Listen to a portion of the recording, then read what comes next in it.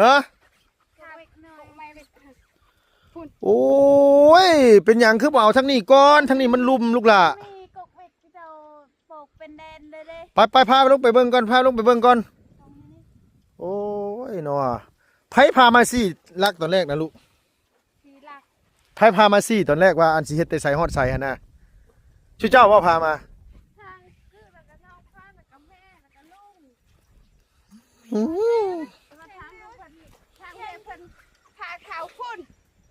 ไผพาเขาแม่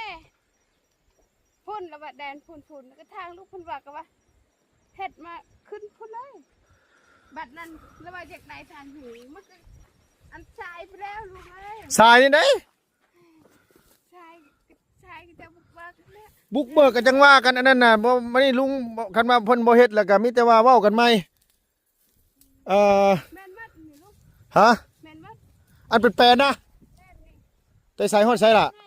ไปพาลงอย่ามาซี่เอาซบซี่อยู่นี่เด้ดิดซบเปล่าโปได้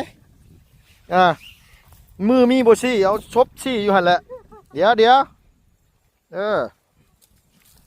ตาเจ้าของอยู่ใส่แดนเจ้าของอยู่ใส่ทั้งเสียดสุดแหลนก่อนกับบ่เฮ็ดเนาะวู้ย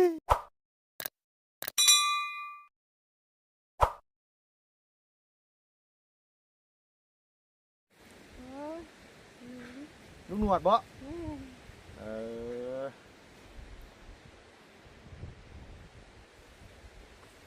อันนี้นี่คือลุงหนวดจ้างเดี๋ยวนั้นเนาะแล้วเพิ่นสิเฮ็ดไปแบบใดนี่หน้าชื่อเจ้านี่มันสุดแดนไปซ้ำนั่นบ่ยังเนาะยังทางไหนยังค่ะคุณ ยังลงไปพุ่นอีกอ๋อ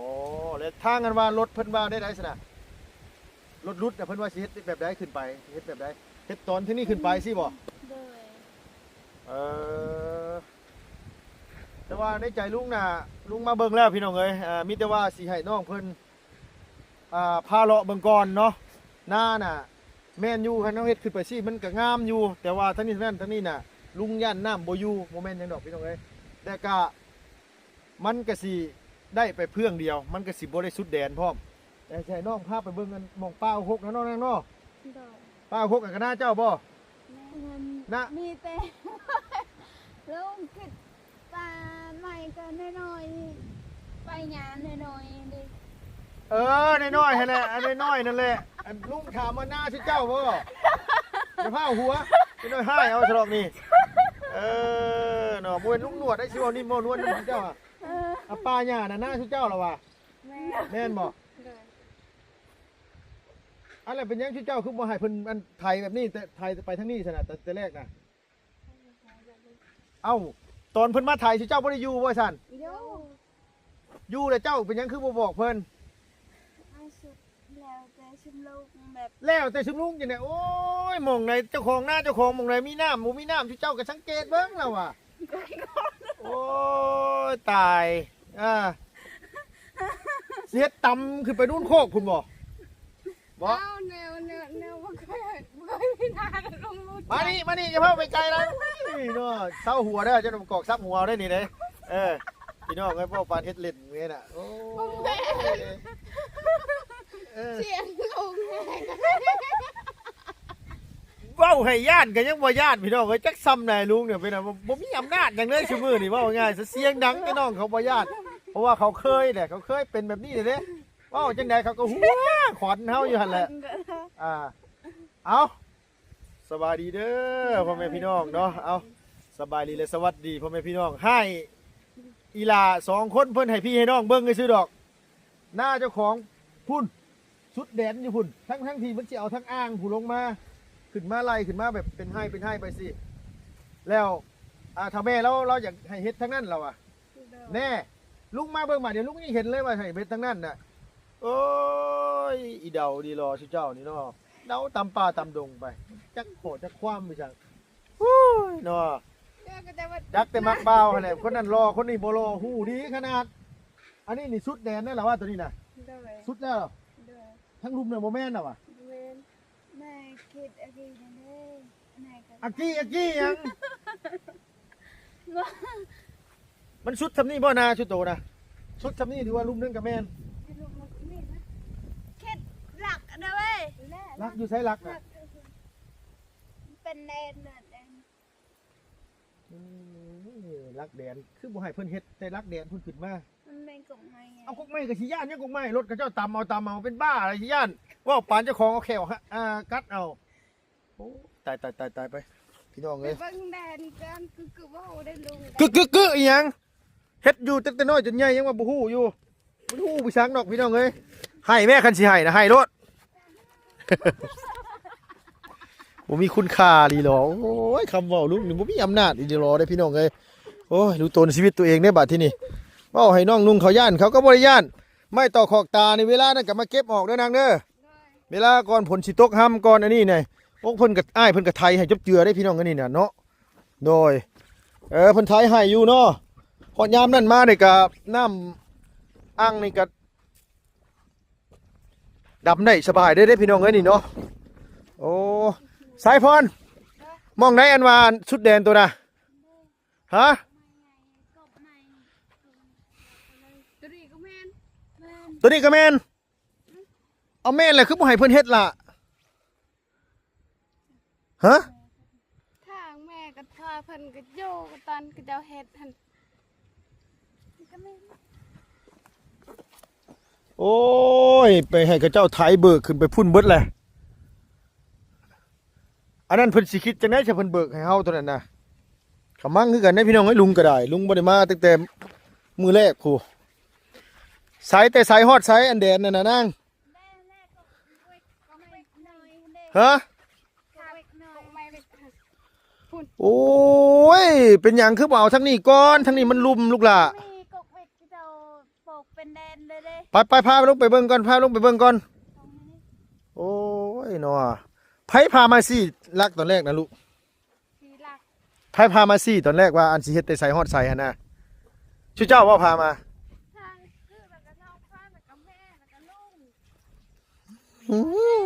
มาทางเพิ่นทางแม่เพิ่นพาเขาพุ่น ไผพาเข้า แม่พุ่นแล้วว่าแดนพุ่นแล้วก็ทางลูกพุ่นว่าก็ว่าเฮ็ดมาขึ้นพุ่นเลยบัดนั้นแล้วว่าจากไหนทางหูมันก็อันชายไปแล้วลูกเอ้ย สายนี่ได ชายก็จะบุกบักเนี่ย บุกเบิกกันจังว่ากันอันนั้นน่ะบ่ไม่ได้ลุงคันว่าเพิ่นบ่เฮ็ดแล้วก็มีแต่ว่าเว้ากันใหม่เอ่อ แม่นวัดนี่ลูก ฮะ แม่นวัด อันเป็นแปลนนะ แม่นนี่ แต่ใส่ฮอดใส่ล่ะ ไปพาลงอย่ามาซี่เอาซบซี่อยู่นี่เด้ดีดซบเปล่าโปได้มือมีบ่ซี่เอาซบซี่อยู่หั่นแหละเดี๋ยวตาเจ้าของอยู่ใส่แดนเจ้าของอยู่ใส่ทั้งเสียดสุดแหลนก่อนกับบ่เฮ็ดเนาะวู้ยเมื่อยน้ำน้องน้ำนุ่งน้ำลูกน้ำหลานเนี่ยพี่น้องเอ้ย บ่เคยเห็นลายจะเขียวแล้วก็จากบันไดงานจากบันไดบางอย่าง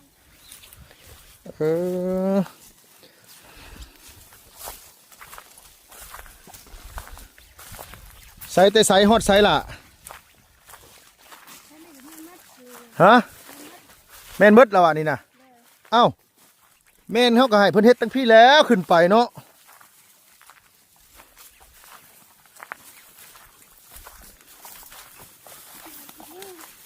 ใส่แต่ใส่ฮอดใส่ เอาแบบพันไทยเห็ดเอาแบบพันที่นี่ได้จะบ่ให้จำกอกเบ็ดที่ตอน ใส่กุ๊กบิ๊กอันไหนล่ะ นี่ได้ป่านใบก็จะปลูกมันลูกป่านใบนี่ อันนี้นี่แม่นเบิดเลยนี่นะใส่มาพี่ก่อนแต่ทางไหนลูกล่ะมาโอ้ยเนาะอันผู้เป็นแม่กับบ่ฮู้อีหยัง แต่ว่าอยากได้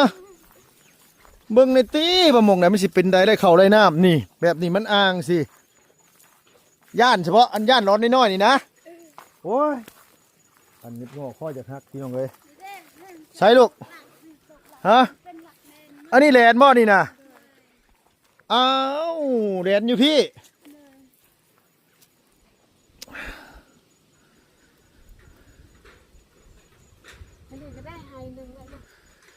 นี่ประมาณนี่ตั้งแต่แดนพี่ให้เพิ่นตำอันนี้ออกมาพี่เนาะ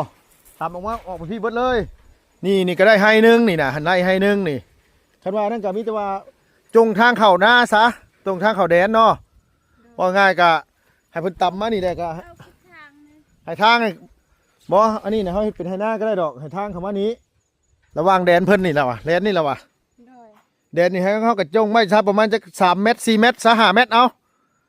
แม่นบ่ล่ะเขาก็บ่ต้องต่ำสุดแดนอันนี้ลักหัวแล้วว่าอะคือ แต่ว่าเป็นแม่เราต้องให้จำเด่นเลย เอาเป็นหยังคือบ่เอิ้นเพิ่นอันว่าเจ้าของนานี่มานํกันซะนะบ่ล่ะขอบก็ได้อยู่แต่ว่าจงไว้ให้ทางเกียนเข้าไป หรือว่าทางรถไถเข้าไปเนาะ โดย บ่ให้มันสุดแหลนนี่เนาะ โดย ปลานี่ให้ตำหมอกเลยปลานี่มันก็ได้อยู่ให้นึงนี่ปลานี่นะเพิ่นเว้าได้อันเจ้าของอันว่ารถรุดเพิ่นเว้านะ ไม่ได้บ่อย บ่ได้เว้าอีหยังคือแม่เจ้าบ่ได้พามาซี่อยู่พี่ตอนแรกนะ แม่นทางแม่ผมที่บอกพูดเลย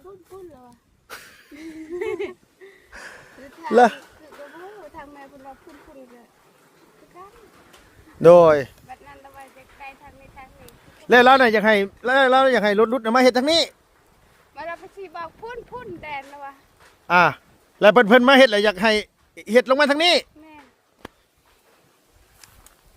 ปวดเจ็บเส้นเจ็บสมองนะพี่น้องเอ้ยเล่ากับบ่ฮู้ได้ว่าหม่องใดสิเข้าสิงามหม่องใดเข้าสิขี้ร้ายว่าขอโทษนะพี่น้องเอ้ยนาน้องกือนี่น่ะทางนี้น่ะมันเป็นดินดุมหมดเลยบ่ง่ายดินอ่างน้ำหมดเลยทางนี้น่ะน้องกือเนาะลุงว่าทางนี้น่ะดินอ่างน้ำหมดล่ะเอ้ย เริ่มจะเห็ดนาในนา โดยเขาเจ้าก็ได้เข้าอยู่แล้ววะฮะเบิดนี่ลุงว่าไล่ฮอดอยู่ลกเป็นประมาณ50-60ศอกพุ่นบ่นี่น่ะเนาะอันนี้นี่มันเป็นนาดินดงพร้อมนะพี่น้องเอ้ยอันนี้นี่เดี๋ยวคันว่าเฮาให้เขาเจ้ามาลุดทางนี้เนาะเพิ่นเฮ็ดให้หรือเพิ่นบ่เฮ็ดให้เฮาก็บ่ฮู้หรอกแต่ว่าทั้งนี้ทั้งนั้นน่ะคือเฮาอยากให้เพิ่นเฮ็ดแต่พี่ขึ้นไปเทิงพุ่นเนาะมาที่นี่เนี่ยคือเฮาจงนี่มันแดนน่ะบ่คือเฮาก็จงไว้ซะแดนหั่นจักประมาณสักอันนี้นึงให้เพิ่นเข้ามาทางนี้เพิ่น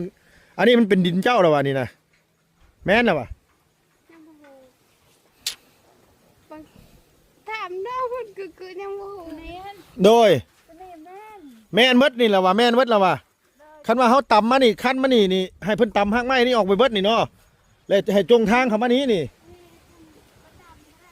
ตำนั่นแหล้วสิไปจงไว้ให้หยัง มันเป็นชนมันกระโดดเด้ทางน้องชนมันกับแม่แม่เนาะดินทางที่เราไปที่ แม่นเนาะดินเฮาได้นี่เนาะดินเฮาเอ้ย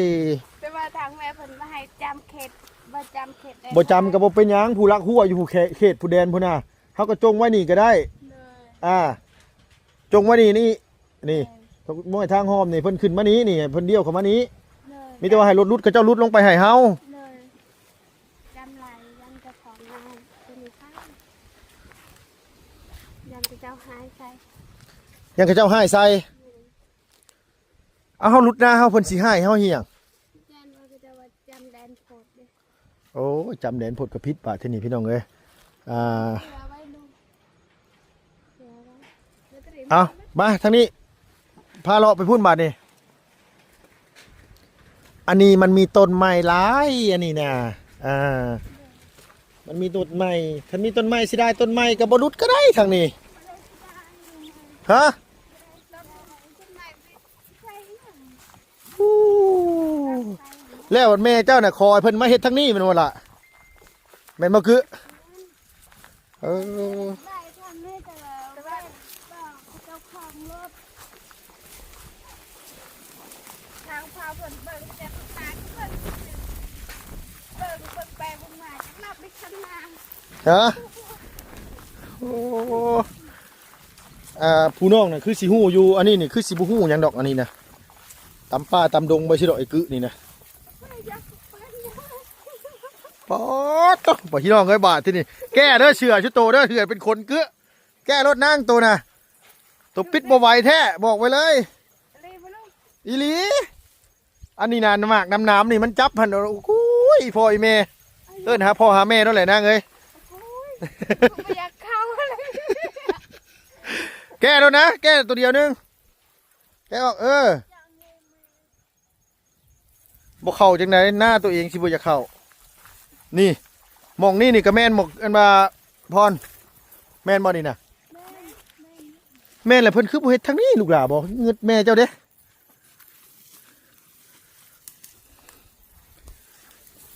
เฮ้ยพี่น้องเอ้ยทางนี้นี่ทางอ่างน้ำนี่นะทางอ่างน้ำนี่นะอันนี้มันอ่างน้ำระหว่างอันกึนี่นะนี่แม่นระหว่างน้องพ่อเนาะพอดยามน้ำนี่มันบริวารเลยน้ำนี่เป็นฮะโดยน้ำน่ะมีทางนี้นะแต่บ่แม่เจ้าบัดให้ฮะเราจะได้อยู่แต่เราบ่กล้าบอกเจ้าของรถใส่ปลาบิ๊กนี่แม่นหมดเลยนี่โอ้ยพี่น้องเลยพิษตกพญาพิษแล้วนะทั้งพี่มันเป็นตาดินงามเข่างามแท้ๆกุ้มใจเด้กุ้มใจนะแม่ชูเจ้าเด้เพิ่นคือบ่พามาเลาะแต่ทางนี้ขึ้นมา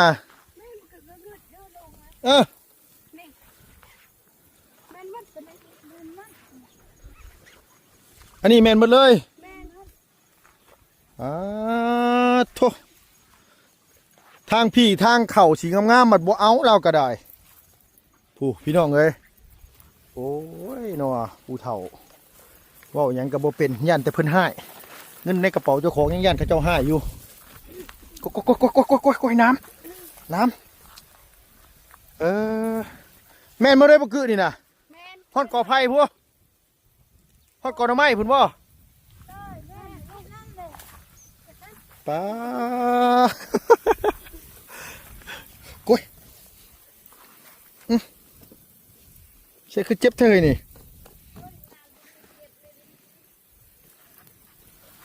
ก้อยพี่น้องเอ้ย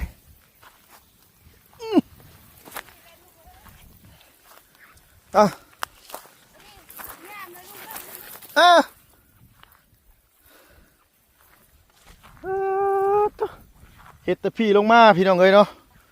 มันก็ซ้ำสิเอาเข่าหั่นน่ะฮะเพิ่นคือบ่ให้เฮ็ดทางนี้จังถึง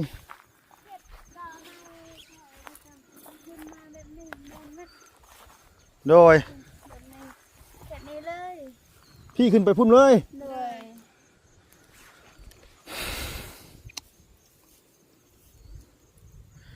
จักลุงสิบอกแม่เจ้าในใดเนาะจักสิบอกกับเพิ่นแบบใด คือบ่ต่ำตั้งแต่พี่เนาะเขาคือเนาะว่าถึงเนาะตั้งแต่พี่ตั้งแต่แลนขึ้นไปพุ่นนางแต่อันบอกง่ายว่าคันเอาเฮ็ดแต่พี่ขึ้นไปพุ่นน่ะจังได๋ก็ได้เข้าหั่นน่ะบ่อึดกินว่าง่ายซะเห็นบ่เจ้าเห็นบ่หน้าเพิ่นรุดน่ะเห็นบ่หน้าเขาเจ้าฮะเขาเจ้าสิรุดขึ้นมาทางนี้แม่นบ่เขาเจ้าเฮ็ดเป็นให้ขึ้นมาพี่แม่นบ่นั่นแหละเฮ็ดแต่ลุ่มพี่ลงมาขึ้นไปพุ่นนี่ฮอดพุ่นแม่นบ่หน้ามันก็แบบเดียวกันหน้าโตนี่ที่จริงเขาต้องเฮ็ดแต่พี่ขึ้นไปฮอดพุ่นสุดแดนผู้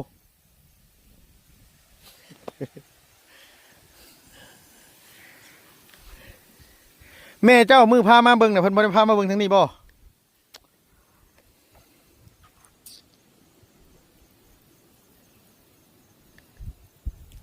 จักลุงสิบ่นี่ได้ตัวที่เพิ่นไทยไปหั่นก็บ่รู้ว่าเพิ่นสิคิดเท่าใดอันตัวที่เพิ่นไทยน่ะมันเป็นป่าแบบนี้บ่นะมันก็บ่ได้นักหนาสาหัสปานใดดอกเนาะถ้าเป็นป่าจริงๆกลัวนี่บ่ทางที่ไม่ก็จะทางไปไกลที่เราจะ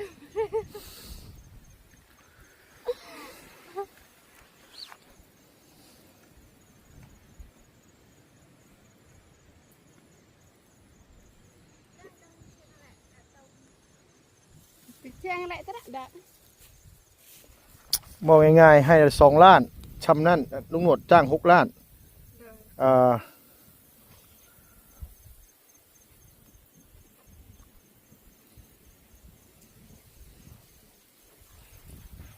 แต่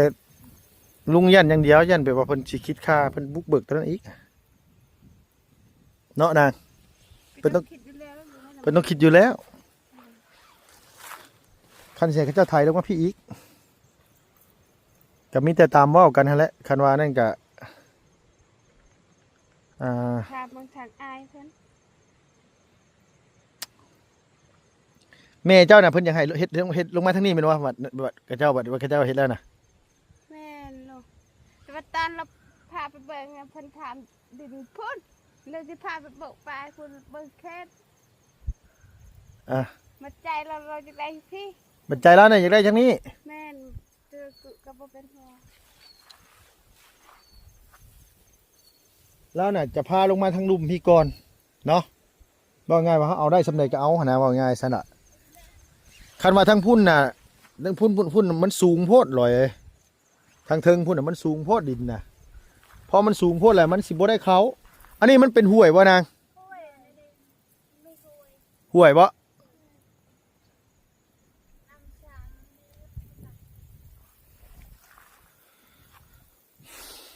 โอ้ยพี่น้องเอ้ยเบิ่งไปพี่น้องเอ้ย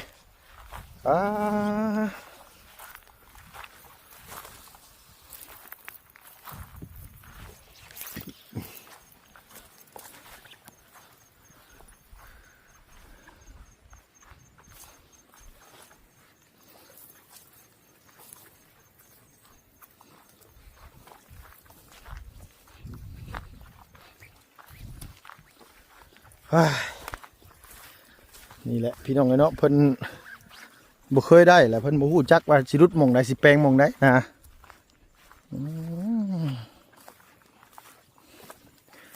หญ้าอันนี้นี่เกิดขึ้นทุกปีบ่ลอย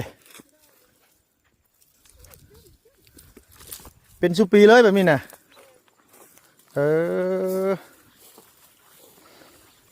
คือมันออกดอกแล้วมันอันนี้แบบฮอดยามแล้วมันขึ้นเนาะนางเนาะ ยามหัดจูดหิมันแป้น ฮะ ตอนหัดจูดหิแป้น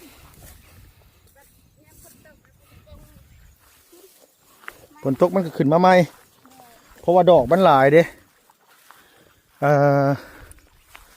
คือแบบคือทางแบบนี้นี่แบบนี้เพิ่นคือโบเฮ็ดสะกึบ่แบบนี้แม่นางลุงคิดว่าเพิ่นสิตามสายห้องนี้ลงไปนะ นี่ก็ได้จะได้อย่างมันเลยน้ำขัง เออ แม่ขึ้นกับขามาเบิกมันเราแล้วมาอยู่เขาตัวจักจะไหนไหนบ่ฮู้ จากจังไดจังไดบ่ฮู้โอ้ยลอยเด้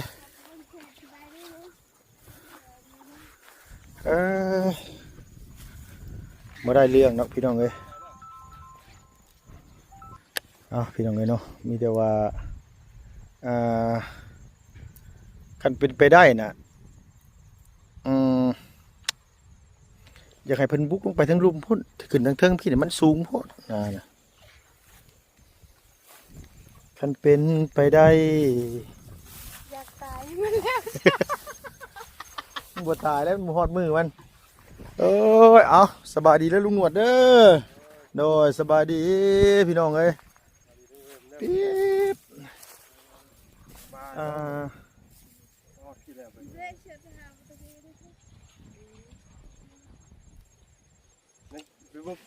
เจ้าสิทายพุ่นต่อบ่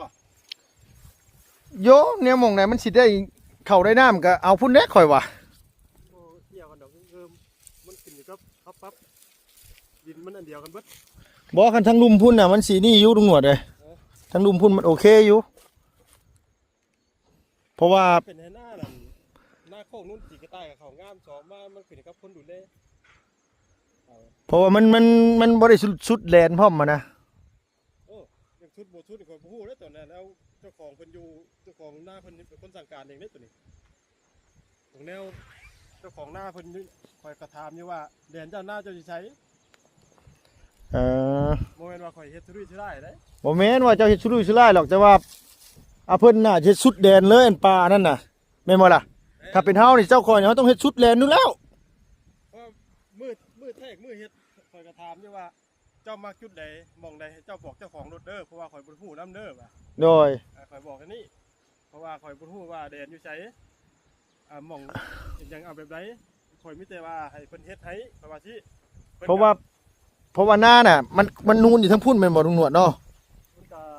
เนิน โดยไปเลยลงมานะสมมุติว่าคันว่าเฮาเฮ็ดทั้งลุ่มพุ่นน่ะแล้วเฮ็ดต่อๆกันไปซี่เลยน่ะข่อยว่าน่ะมันสิได้ทั้งนี้มันสิได้ดีกว่านะคันว่าเฮาเฮ็ดขึ้นไปพี่ก็ได้บ่ก็ได้อยู่แต่ว่าลุงเชื่อเลยว่าบ่แพ้หญ้าบ่ไหวหญ้าลุงหมดเลยหญ้าหลายจะว่าบ่ เรื่องหญ้านี่อยู่ไสมันเด็กเลี้ยงบ่ได้หรอกเพิ่นมันขึ้นอยู่กับ โดยแต่ว่านี่เด้ เฮาตึงน้ำได้นั่น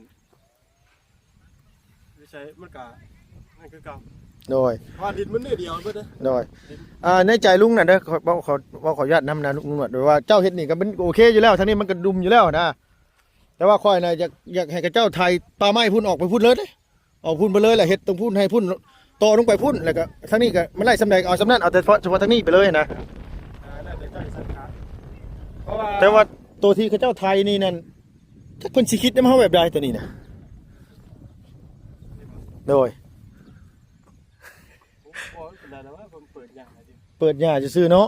เปิดหญ้าซื่อๆก็สิบ่ปานใดหรอก เพราะว่าอีกอย่างหนึงนี่เจ้ามาเฮ็ดอยู่นี่มันก็บ่วัดอยู่แล้วฉะนั้นมันก็บ่วัดอยู่แล้วจงมันต้องได้ต่อพี่เขา บ่คันว่าอยู่พี่นี่มันคันข่อยเอาทั้งพี่เลยได้ข่อยเอาชุดแดนทั้งพี่เลยนี่อยู่พี่มันก็สิได้อยู่ประมาณ2ไฮน่ะแต่พุ่นฮอดพุ่นเนาะ2ไฮลุมลงไปพุ่นพี่แล้วก็เอาขึ้นมาทางนี้อีกนะ มันช่องให้ซ้ำให้ มือมาเฮ็ดเขาถามมาเดนอยู่ใจคือบ่เว้า ถามแม่คนก็จะพูดแล้วพากันปลูกคน เขาก็ถามอยู่เอาเดนเจ้าอยู่ไส โดย มือสิมาแล้วก็ถามว่าเอาให้ชุดแดนเจ้าเด้อ โดย ทางแม่เพิ่นก็มีแต่เอานี้ แม่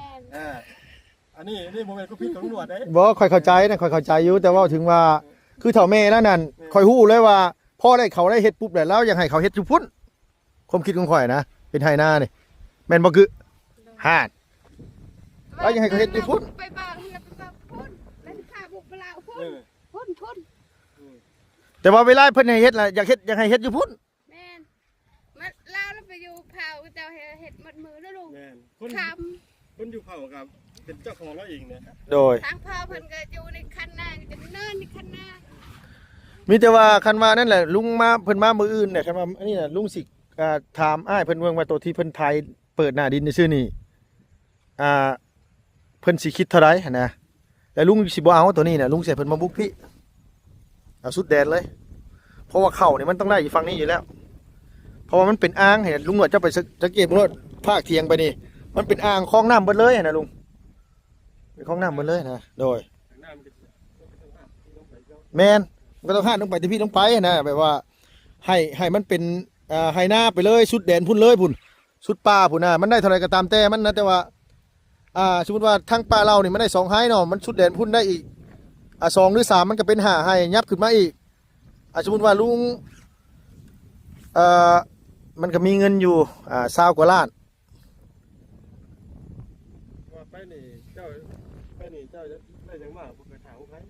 โดย เจ้าก็ต้องมาเริ่มที่เขา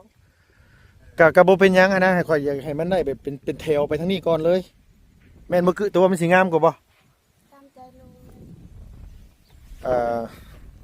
มือมาแทกประธานไม่ใช่เพิ่ม โดย ประธานตั้งทะเบียนเพราะว่าแดนหน้าเจ้าอยู่ไสเอาทางชุดแดนเด้อ โดย ลุงหนวดถามไปนี่เพิ่นก็มิตรว่าเอานี่ลุงหนวดบ่ฮู้ได้ว่าแดนอยู่ชุดอยู่ไสแม่นบ่ โดย เพราะว่าเมื่อหน้าลุงหนวดเนาะ ที่จริงน่ะเราต้องพาลุงน่ะลงไปเบิ่งชุดพุ่นเลย ชุดกับแดดหน้าเขาเจ้าผู้ แม่ เฮาสิเอาชุดหรือบ่เอาชุดเฮาสิจงไว้5เมตร6เมตรก็บอกเขาให้เขาเจ้าไทยแปลนไปแล้วเฮาจะให้จงทางเขาเพิ่นแน่ตัวแน่แม่นบ่ล่ะ แม่น เดี๋ยวก็เฮาก็เอาชุดแลนเฮาน่ะมันสิได้จักเม็ดแต่ว่าลุงว่าน่ะอยู่พุ่นน่ะอยู่ป่าเล่านี่มันก็ได้อยู่ประมาณไฮนึงหั่นน่ะอยู่ป่าเล่าหั่นคันมาเป็นเขามันก็ต้องงามอยู่แล้วอยู่ทางนั้นน่ะทางลุมผู้ทางลุมชุดแดนว่าหน้าเขาเจ้าน่ะเจ้าเห็นบ่ต้นไม้สูงๆผู้ต้นหน้าทงนี่เขาเจ้าเฮ็ดแต่พุ่นให้ลุงหนวดได้ขึ้นมาไล่แต่พุ่นขึ้นมาสินะไล่เป็นไฮเขาเจ้าไล่ขึ้นมาแบบนี้หน้าเฮามันค่อยลงไปสิเฮาก็ต้องไล่แต่พุ่นขึ้นมาไล่แต่พุ่นขึ้นมาสินะ แล้วมันก็ไล่ที่มาเลี้ยงที่ โดยคันว่ามันอยู่พุ่นมันได้แหละเท่าใดแล้ว คันมามันบ่พอแหละอันนี้แหละเฮาจะมาเฮ็ดจังพี่ต่อแหละจะมาเปิดหน้าดินทางนี้ขึ้นนี่ถ้ามันบ่เงินเฮาเหลือหั่นน่ะ เพราะว่าจังไดมันก็บ่เบิดอยู่แล้วเพราะว่าเจ้าได้จังมาบ่เกิน6หรือ7ให้เพราะว่า ทั้งพี่ได้ซะ มันไก่ได้ทุกหนวดเอ้ย เอาป้าเราผู้นี่บ่ บ่ได้เข้าหรอกแต่ว่าอันนี้นี่แต่นี่ก็ฮุดชุดแลนเนี่ยมันก็ได้เป็น2ให้3ให้พุ่นนะแต่นี่ก็ตั้งแต่แลนแบบนี้กันว่าสมมุติว่าเจ้าเฮ็ดนี่ปั๊บนี่เนาะมันได้2ให้หั่นครึ่งนึงหั่นอันนี้ก็ชุดทางหั่นมันก็ได้ให้นึงแต่นี่มานี่ก็ได้อีกให้นึงหั่นคันลงมาพุ่นๆนี่ประมาณ3เอาขึ้นมาอีกก็2ก็ไปเป็น5 6 7 8ให้มันก็สิได้ขึ้นมาประมาณนี้นะแต่ว่าทั้งนี้ทั้งนั้นก็เฮาต้องขออ้ายแล้วแบบว่ามันคือถ้าแม่เราอาจสิเกรงใจหรือว่าในใดนะแต่ว่าเราบอกกับลุงอยู่ในให้หน้าหันเราบอกว่าเราอยากให้เขาเฮ็ดทั้งนั้นลูกเอ้ยอยากให้เฮ็ดทั้งนั้นแต่ว่าเขาเปิดดินทั้งนี้แล้วเขาเปิดดินทั้งนี้แหละเป็นคือเฮ็ดทั้งนี้ขึ้นไปเลยสินะแต่ว่าเราบอกว่าถ้าเราเฮ็ดแต่น้อยจนใหญ่มาน่ะทั้งนั้นน่ะน้ำขังน้ำอยู่ มันเห็นหน้าให้น้อยมันคือหน้าใหญ่นั่นถ้าว่าสิเป็นรูปเป็นนูนก็แล้วแต่ถ้าเมื่อเอาเห็นหน้าไปแล้วน้ำบ่สามารถสิได้ผ่านเข้าไป โดย เนื่องจากว่าอาศัยแต่น้ำฝน น้ำฝนตกลงมานะแต่ว่าทั้งนี้ทั้งนั้นน่ะคือแบบว่าคันทั้งนี้น่ะคันน้ำมันหลายเนาะสมมุติว่ามันหลายมาอ้นมาที่เขาก็เปิดคันเขาได้ แม่น มันเปิดคันเขาได้เพราะว่าหน้าน้องน่ะมันนูนทั้งนี้อยู่แล้วมันน้ำมันต้องไหลมาทั้งนี้อยู่แล้วแหละทั้งลุมพุ่นเขาสามารถเปิดคันเขาได้นะลุงหนวดเอาท่อเขาใส่ไปได้ก็ประมาณนี้แหละพี่น้องเอ้ยแต่ว่าทั้งนี้ทั้งนั้นก็ถ้ารอเบิ่งเจ้าของรถดูดเพิ่นมามืออื่นแล้วลุงสิคุยกับเพิ่นใหม่อีกเทื่อนึงแล้วก็ทั้งนี้นี่เพิ่นเปิดดินไปแล้วนี่เพิ่นสิคิดจังไดหั่นนะพี่น้องเนาะเพิ่นก็เปิดแต่ว่าหญ้าไปซื้อดอกเปิดหญ้าไปซื้อแล้วเพิ่นรู้ว่าความหน้าดิน โดย บ่ได้ว่านั่น แต่ว่า มามือที่นั่นมือที่ลงมือถามลงมือเฮ็ดลุงหลวงก็ถามว่าเจ้ามักหมองไหนถามแม่เพิ่นเด้ โดย เจ้าสิเฮ็ดหมองไหนแถวลุ่มพุ่นเขาว่าเด้อบอกว่าเจ้ามักหมองไหนเจ้าบอกเจ้าของรถเพิ่นเด้อ แถวลุมพุ่น ลุงหนวดบ่ฮู้เด้อผู้ใดเนาะ โดยแต่ว่าลุงหนวดบ่แม่นนะลุงหนวดบ่ผิดดอกแต่ว่าถึงว่าคือถ้าแม่แล้วน่ะเราต้องไปซี่แต่ขั้นแดนพุ่นขึ้นมาแปลว่าเฮ็ดนาอันนี้เฮาเฮ็ดกลางทงมันบ่แม่นว่าสุดแดนนะมันอยู่กลางมันระหว่างกลางนี่แหละมันยังได้อีก2ให้ผู้ลงไปทั้งลุ่มนะลุงหนวดอันป่านั่นแม่นเบิดผู้ก็ไม่จึงไผไม่บิ๊กผู้อันว่าอันแดนเขาเจ้าน่ะไม่บิ๊กผู้เลยลุงคิดว่ามันอันว่าทางพุ่นน่ะมันสิได้เข้ากว่าแหละมันก็สิเป็นหน้าทามกว่าหั่นน่ะแบบว่าคันเฮาเฮ็ดเป็นไหหน้าตะกร้าขึ้นไปแล้วมันก็สิดีกว่าทางนี้ แต่มื้อนั้นเขาก็คือว่ามื้อนั้นลุงหนวด แม่น แดน เอาสุดแดนเลยเนี่ยแต่ว่ามันบ่ผิดดอกคือแบบว่าเพิ่นอาจสิหรือว่าคันว่านั้นนี่แหละก็ตามแต่คันว่าเราบอกว่าบ่เอาสุดแดนแหละเราสิเอาแต่ซ้ำนี้ลงไปพุ่นกะลุงก็บ่ว่าตัวนี้นี่เราอาจสิปะไม่เอาไม่เอาตอกเฮากับบ่ว่ากันตัวนี้นะมีแต่ว่าคันมามื้ออื่นแหละลุงอยากให้เพิ่นเฮ็ดลงไปลุ่มอีกให้มันสุดแดนซะกับบ่ซั่นก็คันบ่ได้ทั้งพุ่นก็ให้มันปลานี่ให้มันออกซะให้มันสุดแดนซะ2ให้เนาะเจ้าว่าบ่ลุงว่าให้มันได้ปลานี่2ให้นี่แหละก็จังไล่ขึ้นมาพี่บัดนี้นะที่เหลือนะโดยเอาง่ายว่าคันสมมุติว่าทั้งพุ่นได้2ให้คันลงไปพุ่นได้3คันขึ้นมาพี่แต่มันก็สิงามคือกันแต่ว่าทั้งนี้ขึ้นมาทั้งนี้มันก็เป็นปลาเล่าว่าง่ายๆซะพี่น้องเอ้ยแต่ว่า เมื่อวานนี่ตอนที่ว่าอันแทกนะลุงหนวดนึกว่าอันว่าอันคณะสิบ่ตกดินเขาบ่ลุงหนวดว่ะลุงหนวดบ่ได้คิดได้ว่าบ่ได้คิดว่าเป็นแดนอยู่หม่องนี่ได้ จุ๊ปุ๊แลนอยู่ลุ่มพุ่นลุงหนวดไอ้ภาคปลาเล่านี่พี่ไอ้คือกับบ่บอกแล้วตอนแรกนะบอกบ่ฮู้ก็บ่เป็นหยังดอกแต่ว่าคันว่านั่นก็มีแต่ว่าทั้งนี้ทั้งนั้นก็อันนี้ก็งามอยู่ดอกพี่น้องไอ้สักจากใจลุงนั้นงามอยู่แต่ว่าทั้งนี้ทั้งนั้นคือมันบ่สุดแดนซื่อมันบ่สุดแดนแหละว่าง่ายๆกับไผเหียกเป็นไหหน้าแหละสิอยาก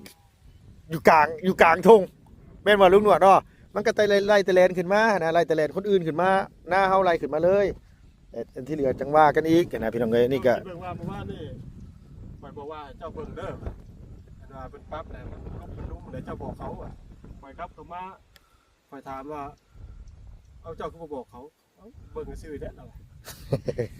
สิว่าจังได๋สวยกันได้ โดยจังซี่ได้แปลว่าเราบ่กล้าเว้านะแต่ว่าถามว่าทั้งนี้เฮ็ดพับเป็นไหหน้าตะกร้าได้บ่พี่น้องมันก็ได้อยู่แต่ว่าเฮาบัดอยากให้มันหม่องหน้าทามหน้าหยังให้มันเป็นหน้าแน่สินะอันคือให้หน้าลุงหนวดปั๊บ2ให้นั่นกับอันนี้น่ะ โอเคเลยแหละลุงบ่ติอย่างเลยบอกง่ายบ่ติเพราะว่ามันเป็นดินนาทามอยู่แล้วคันเว้าภาษาบ้านเฮาอะนะพี่น้องเอ้ย ส่วนนี้มันแม่นบ่ได้ แม่น ส่วนแถบนี้ แม่นทั้งนี้น่ะคือโอเค มองที่ว่าอันภาคแนวจอดรถนะมันอยากเป็นนั้น โดยทั้งนั้นน่ะคือมันมีหัวโพนหลายโพดมันบอกง่ายกับมันนูนนั่นแหละเขาอยากได้ทั้งลุมผุนทั้งปลาเราผุนมันอันนี้ทั้งนั้นน่ะเอาจังซี่ซะมีแต่ว่าบื้ออื่นน่ะลุงสิขอเพิ่นให้เฮ็ดชุดแดนซะอ้ายเอ้ยอัน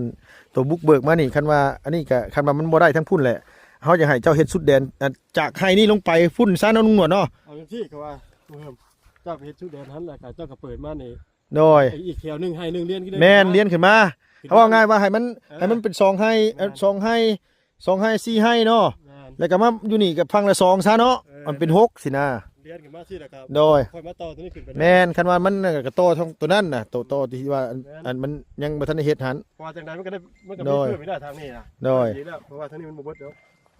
เพราะว่า แต่ว่าหน้าเขาเจ้าก็กว้างอยู่เลยลุงหนวดเลยพุ่นเด้ฮอดปุ๊ปลาเล่าพุ จังว่าหนวดกับหูคือว่า โดยกว้างอยู่พี่น้องเอ้ยนาก็กว้างอยู่แต่ว่าน้องเพิ่นอาจสิเบิ่งบ่ออกคือเพิ่นบ่มีนาคือเฮาว่าขอโทษนํเพิ่นบ่เคยมีนาเลยเพิ่นบ่ฮู้ว่าสิปรับหม่องใดสิได้เข้าปรับอันนี้ แต่ว่าสำหรับลุงหนวดนี่แต่เฉพาะหม่องนี้เลยนะค่อยโอเคนำเลยแหละเพราะว่ามันอ้างเบิดแถวนี้น่ะมันอ้างเบิดฮอดพุ่นนี่อ้างนี่ตำไปชุดแดนพุ่นนี่อ้างเบิดเลยอันนี่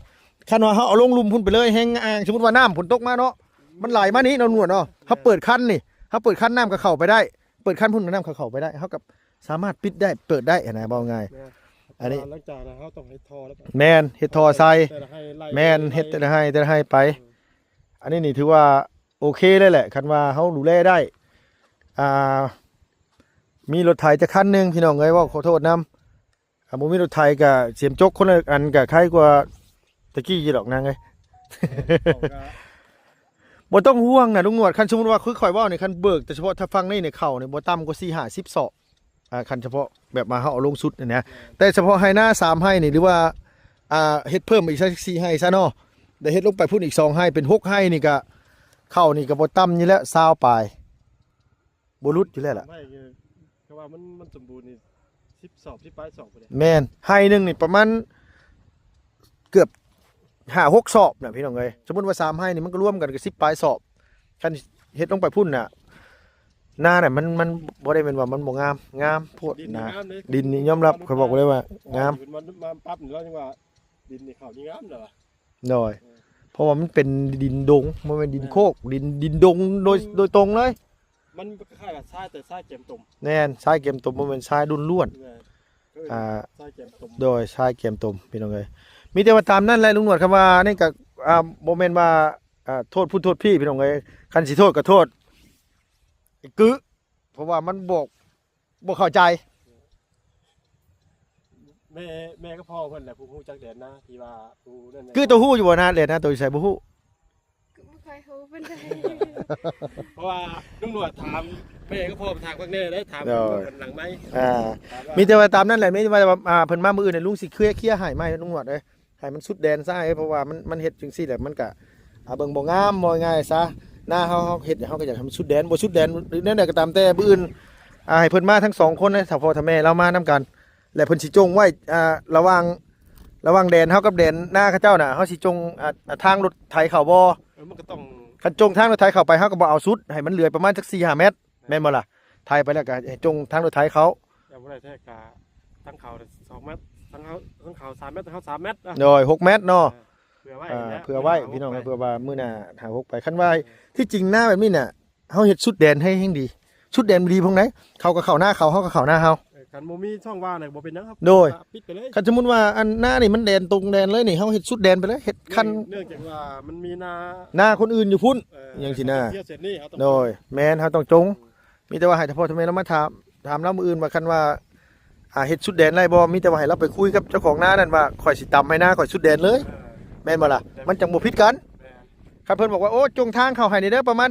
4-5 เมตรคันมันต้องมีมื้อหน้า6คนต้องเที่ยวอยู่แล้วเส้นนี้นี่เฮาก็จังจงคันว่าเพิ่นว่าบ่เป็นหยังเจ้าก็เข้าหน้าเจ้าข่อยเข้าหน้าเขาขอยนี่มันบ่เป็นหยังเนาะหนวดเนาะ คือยุกตัวอย่างนี่นี่ โดย ทางเส้น แม่น เส้นที่ว่านี่พี่น้องเส้น โดย ทางนั้นกันหน้าที่กันหน้าเนาะ โดย นี่ก็เป็นทางปล่อยกลาง โดย